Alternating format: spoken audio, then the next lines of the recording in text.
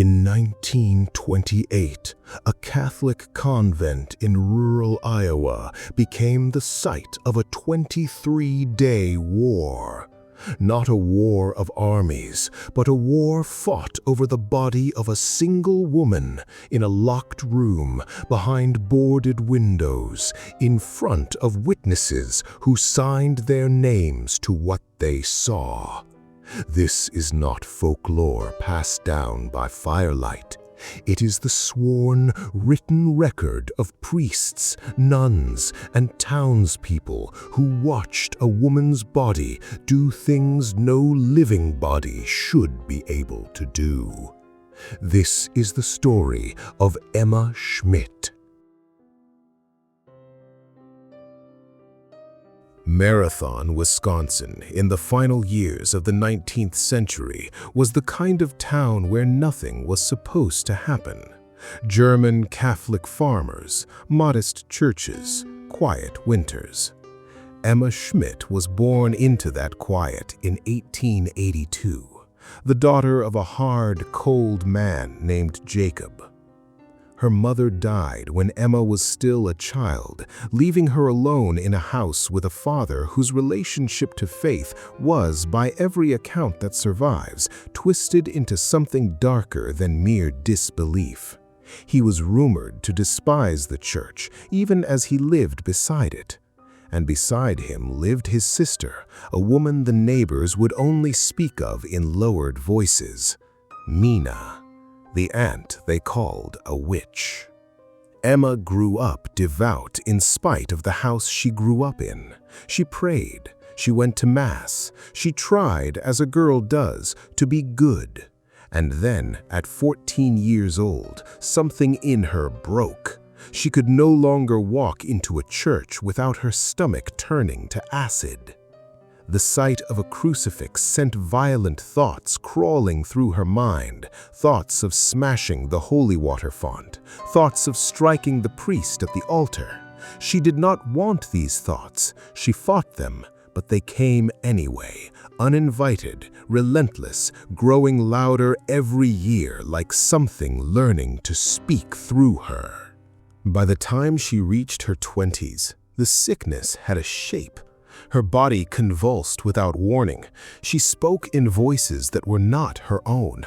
She displayed, in the clinical language later used to describe her, urges and behaviors so obscene that the priests who documented them refused to write them down in plain English, choosing instead the safety of Latin, as though even the page needed to be protected from what she said. Doctors examined her and found nothing. No tumor, no lesion, nothing a stethoscope or a scalpel could touch. Her family whispered the reason among themselves, the way people whisper things they are afraid to say directly. They believed her father had cursed her. They believed Aunt Mina had placed something in her food, herbs gathered in secret, blessed by nothing holy, meant to bind a young girl's soul to something that did not wish her well.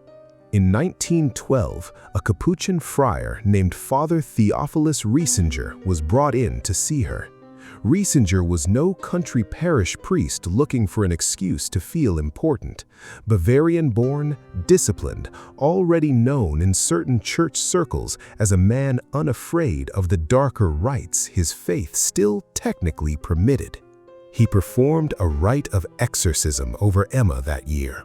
For a while, for years, in fact, it seemed to work. Emma lived what looked like an ordinary life. She aged, she grew into her 40s. The sickness went quiet. But quiet is not the same as gone. Somewhere in the late 1920s, whatever had been sleeping inside Emma woke up. And when it woke, it came back stronger than it had ever been before, as if the years of silence had not weakened it at all, but fed it. By 1928, Emma Schmidt was a woman in her mid-40s, and she was unraveling in ways that defied every explanation medicine could offer. The convulsions returned, worse than before. She spoke without moving her lips. She displayed what witnesses described as a strength no woman her size should possess, throwing grown men off her as though they weighed nothing. Psychiatric treatment, the standard tool of the era for cases just like hers, was tried and exhausted. It changed nothing. If anything, doctors who examined her left more disturbed than when they arrived, unable to write a diagnosis that made sense on paper. Word reached Father Riesinger again. The man who had performed her first exorcism 16 years earlier was now 60 years old and by this point one of the most experienced exorcists in the country, a priest who had already conducted nearly 20 of these rites for other tormented souls. He agreed to try again. But this time, he understood something the church had not fully reckoned with the first time.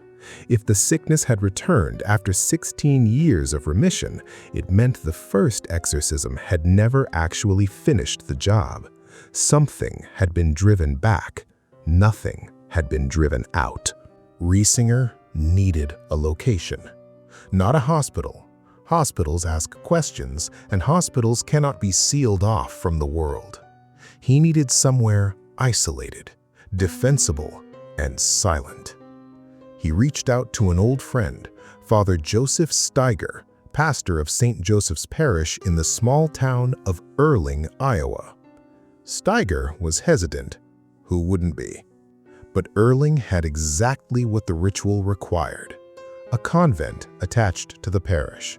A handful of nuns strong enough in body and faith to assist. And a population of only a few hundred people, small enough that secrecy was still possible, close enough to the rail line that Emma could be brought in quietly and without suspicion. The plan was set. Emma would travel under a different name to protect her identity. The room they prepared for her inside the convent was stripped bare, no ornamentation, nothing that could be thrown, nothing that could be used as a weapon against herself or against the sisters who would soon be holding her down for days at a time. The windows were covered. The door was to remain shut except to those inside the circle of the rite. Nobody in that convent, not even Riesinger, who had seen possession before, had any real sense of what they were about to let into their walls. Emma arrived in Earling on August 18, 1928. According to her own account afterward, she felt something change the moment she stepped off the train, a coldness settling into her chest, a rage rising in her that had nothing to do with exhaustion from travel. Whatever lived inside her had known, the instant she crossed into that town, exactly where she was and exactly what was about to be attempted against it. The distance she had traveled meant nothing. It had come with her. The exorcism began almost immediately, and from the very first session, the priests and nuns present knew, not suspected, knew that this was unlike anything described in the manuals they had studied. The rite, as written in the Church's own books, assumes a kind of order, prayers spoken, responses given, a slow escalation toward the demon's expulsion. What happened in that small Iowa convent followed no order at all. It started with the size of her. Emma's body began to change the instant the Latin rites started. Witnesses recorded that her frame, a woman of ordinary build, would suddenly swell, distend, take on a weight and bulk that seemed to defy her own physical proportions. Grown men, strong farmhands recruited to help hold her down, described being thrown across the room as though they had been struck by something far larger than a single human body. Then it took her voice. It split into registers no throat should produce, guttural and low one moment, shrieking loud enough to crack glass the next. And then, on the third night, it changed again.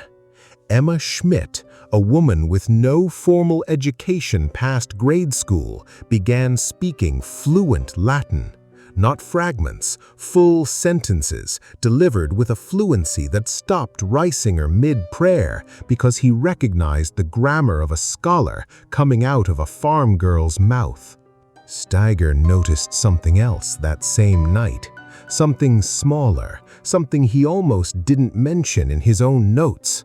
The crucifix on the wall, the one fixed point in that stripped, bare room, had turned, not fallen, turned so that the figure of Christ faced the plaster instead of the bed. No one in the room had touched it. Then came the sound outside. One of the nuns keeping watch in the hallway swore she heard footsteps circling the convent in the dead of night, slow, deliberate, crunching over gravel that had no one walking on it. She woke Steiger. He went out with a lantern. The yard was empty. The footsteps did not stop. Inside, the nights grew longer. Riesinger and Steiger worked in unbroken stretches, the Latin prayers rising and falling against something that refused to recede. And once, near the end of the first week, something rose in Emma's throat that was not vomit in any sense a doctor could recognize. Dark, foul, more than a human stomach could hold, striking the walls, the vestments, the floor. The stain from that single night never fully lifted, no matter how the nuns scrubbed at it in the weeks that followed. By then, Riesinger understood he was not facing a single voice. He had performed this rite nearly 20 times, and he knew the shape of one demon's resistance. This was not that. This felt like a room crowded with something patient, something taking turns. So he did what the rite required. He stopped praying for a moment, looked into Emma's ruined face, and asked the question every trained exorcist is taught to ask. "Who are you? Name yourself." And slowly, reluctantly, mockingly, it began to answer. The room went cold every time a name came through her. The nuns would later say they could feel the temperature drop the instant Emma's lips, twisted, cracked, barely her own, formed the first syllable of whatever was speaking through her that night. It was not one entity confessing itself. It was several, taking turns, as though Emma's body had become a house with more than one tenant, and each of them wanted its moment to be heard. The first identity to surface through Emma called itself Judas Iscariot.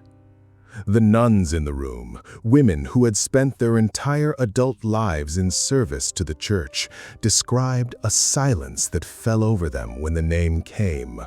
A silence so total that even Emma's ragged breathing seemed to stop. Scripture is one thing, read from a pulpit on a Sunday morning. It is another thing entirely to hear that name claimed, twisted and inhuman, from the throat of a woman 4 grown adults are struggling to hold still. The second voice called itself Beelzebub. And then came the two that made Father Riesinger's hands, by every account, begin to shake for the first time in 16 years of performing this rite. The third voice was Mina, Emma's own aunt, the woman rumored for decades to have cursed her with poisoned herbs, dead now, but apparently, according to what spoke through Emma that night, not gone, not resting, bound instead to the very soul she had allegedly damned. The fourth voice was Jacob Schmidt, Emma's father. Understand what this meant to the people in that room. If what spoke through Emma was to be believed, her own blood, her aunt, her father, had not simply cursed her from a distance and walked away to face their own judgment after death. They were still there, still inside her, still working, decades after their own deaths, to keep their daughter, their niece, in torment. It was at this point, roughly halfway through the ordeal, that everything the priests believed they understood about this case collapsed and rebuilt itself into something far worse. This was not a single demon that had latched on to a vulnerable young girl in a moment of weakness. This was a multi-generational assault, a family's own dead allegedly conspiring with forces far older and darker than themselves to keep one woman bound in agony for over 30 decades. The 1912 exorcism had not failed because Riesinger's technique was flawed. It had failed because he had been fighting only one voice in a chorus, unaware the others were simply waiting their turn, patient in a way only the truly damned can afford to be.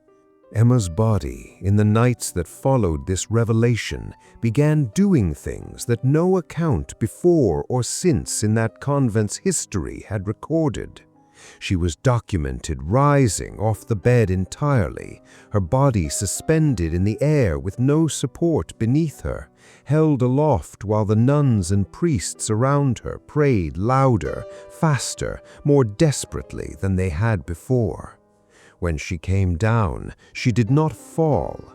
She was described as being placed back onto the mattress, gently, deliberately, as though whatever held her up wanted the priests to know exactly how little control they actually had in that room. The stench worsened. The black, endless vomit returned night after night, more each time, as though something inside her had an infinite reservoir to draw from.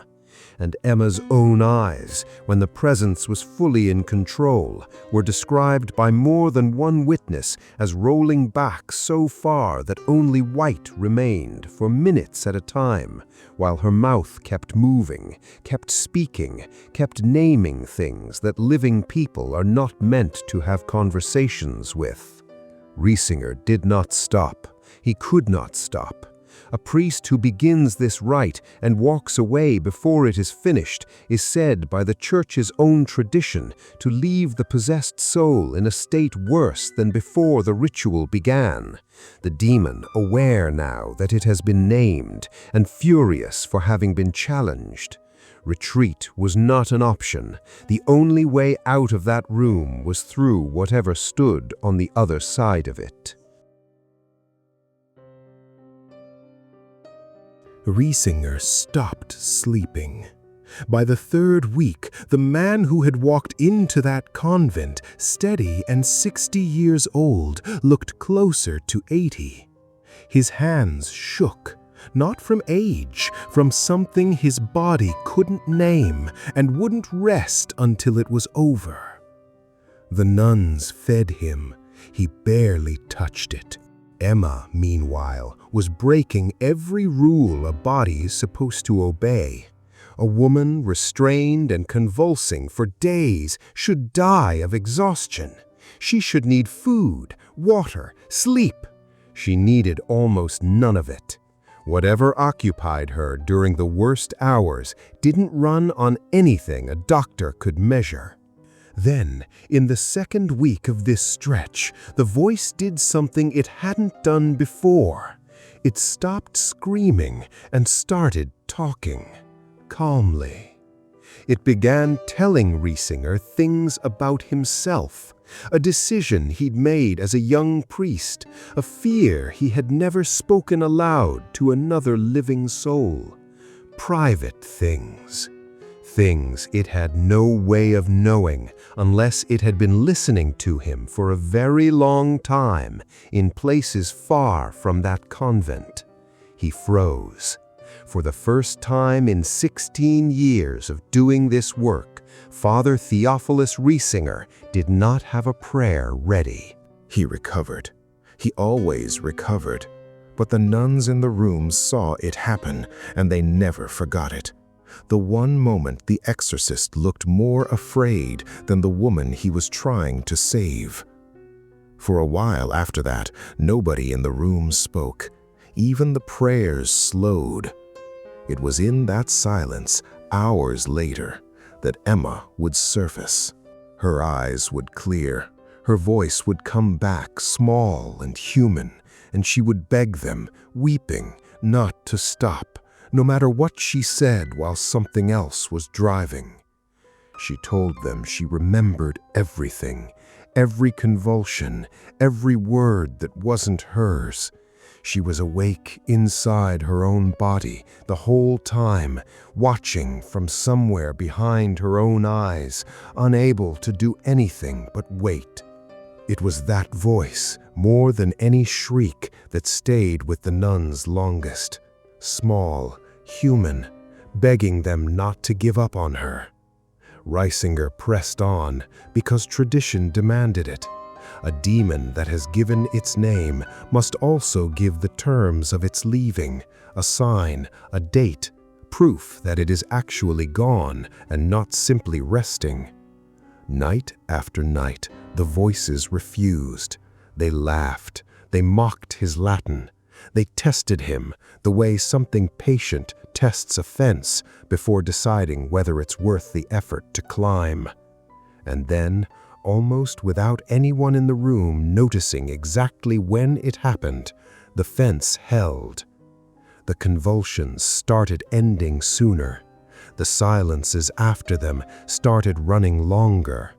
Something in that room, for the first time since August, was losing. By the third and final stage of the ritual, conducted across the following months and culminating in a final, unbroken stretch of prayer that ran for 3 consecutive days and nights without rest, Riesinger and Steiger both sensed it without saying so, that they were closing in on the end of something, though neither could have said with any confidence which side would be the one still standing when it arrived. The final confrontation, as recorded afterward, was the worst of all of them, but not because it was louder. It was worse because it was quiet in the wrong places. Steiger noticed the crucifix first. The same one that had turned to face the wall back in that first week now would not stay still at all. Witnesses described it trembling against the plaster, faint and continuous, like something on the other side of that wall was leaning its full weight against it and pushing. And outside, past the boarded windows, the footsteps came back, not circling this time, coming closer, every lap tighter than the last, as though whatever had been pacing the yard for months had finally decided it was done waiting outside. Emma's body convulsed with a violence that required every adult in the room to help restrain her, but it was her stillness between convulsions that unsettled the nuns most. Long stretches where she simply stopped, eyes open, staring at a point on the ceiling none of them could see, as though watching something arrive from a great distance. And then, in the final hours before dawn, something shifted. The voices, one by one, began naming their departure.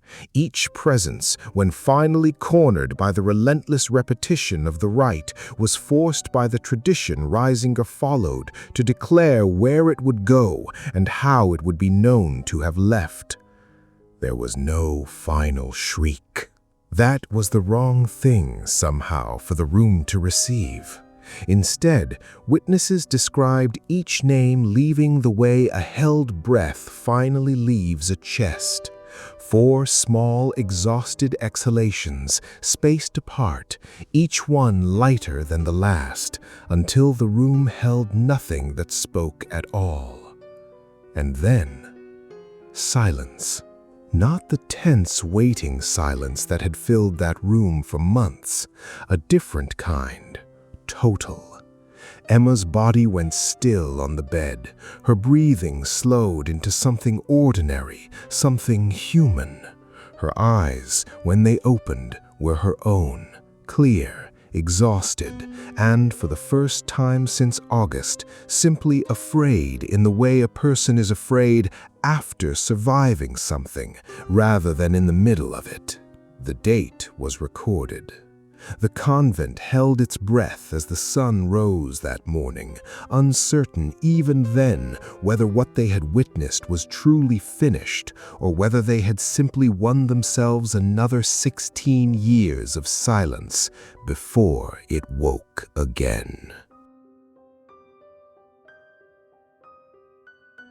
Emma Schmidt lived the remainder of her life quietly, under a changed name, away from the town that had held her for those months. Father Riesinger never spoke publicly of what those final names had cost him, and the written account of the case, compiled from his own notes and those of the nuns who never left her side, remains to this day one of the most detailed possession records the Catholic Church has ever allowed into print. Whatever walked out of that convent in Earling, Iowa in 1928 left no photograph, no physical trace, nothing but sworn testimony and a stain on the convent floor that, by every account, never fully came clean.